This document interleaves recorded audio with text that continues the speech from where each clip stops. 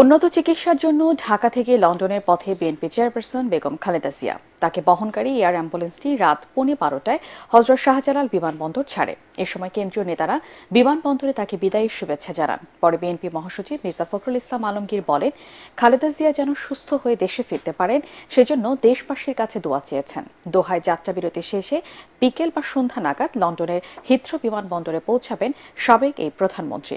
আরও জানাচ্ছেন মাজহারুল হক মুহাজির।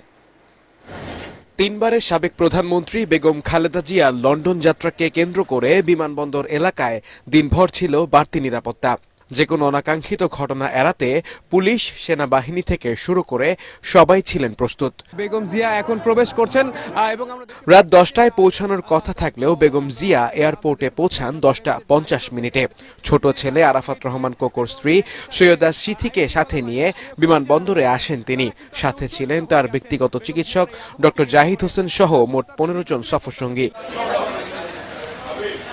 এ সময় বিমানবন্দরে উপস্থিত হয়ে খালেদা জিয়াকে বিদায় জানান দলের মহাসচিব মির্জা ফখরুল ইসলাম আলমগীর সহ সিনিয়র নেতারা।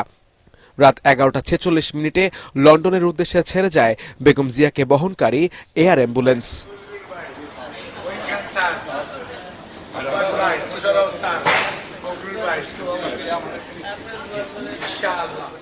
যাওয়ার সময় তিনি আবারও বলেছেন যে আপনি সকলকে বলবেন গণমাধ্যমের মাধ্যমে দেশবাসীকে যে তারা যেন আমার জন্য দোয়া করেন।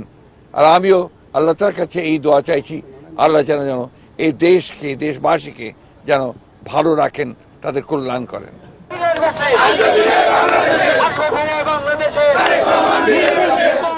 এর আগে বেগম জিয়াকে বরণ করে নিতে বিমানবন্দর সড়কের দুই পাশে অবস্থান নেয় বিএনপির নেতাকর্মীরা। দীর্ঘ 7 বছর পর জিয়া পরিবারের এই মিলন মেলাকে কেন্দ্র করে সবার চোখে মুখেই ছিল অন্যরকম উচ্ছ্বাস।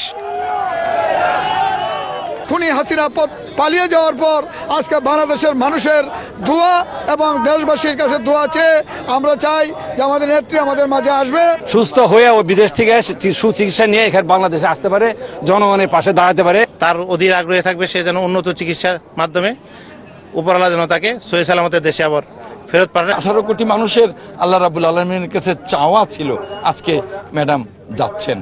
যদিও চিকিৎসা, প্রিয় সন্তান, নাতি নাতনিদের সাথে সময় কাটিয়ে বিএনপি চেয়ারপারসন কবে দেশে ফিরবেন তা এখনও জানা যায়নি। সকলের প্রত্যাশা দ্রুতই দেশবাসীর কাছে আবারও ফিরে আসবেন তিনি, নেতৃত্ব দেবেন বরাবরের মতোই আপোষহীন হয়ে। মাজহারুল হক মুহাজির, এটিএন বাংলা, ঢাকা।